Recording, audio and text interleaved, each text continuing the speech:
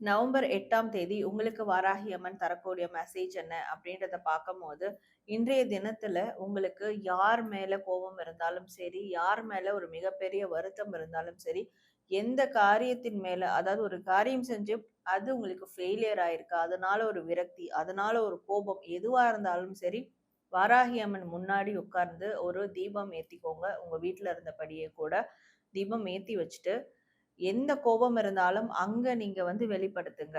யாரையாவது திட்டுறதா இருந்தா கூட அங்க நீங்க வாராகி அம்மன் முன்னாடி நீங்க திட்டி சமர்ப்பிச்சுருங்க. அழுகையா இருக்கட்டும், சிரிப்பா இருக்கட்டும், நன்றி உணர்வா இருக்கட்டும், என்ன மாதிரியான ஒரு உணர்வுகள் உங்களுக்கு இன்னைக்கு வெளிப்பட்டாலும் அத வாராகி அம்மன் முன்னாடி உட்கார்ந்து நீங்க வெளிப்படுத்திருங்க.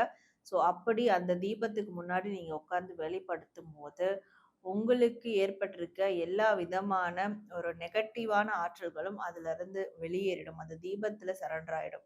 அப்போ உங்களுக்கு மிகப்பெரிய ஒரு ரிலாக்சேஷன், நிம்மதி கிடைக்கும்.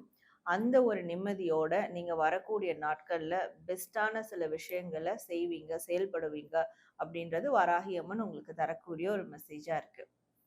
நீங்க வராகி அம்மன் தாயே போற்றி அப்படின்னு டைப் பண்ணி ஒரு ஃபீட்பேக் கமெண்ட் பண்ணுங்க. நன்றி.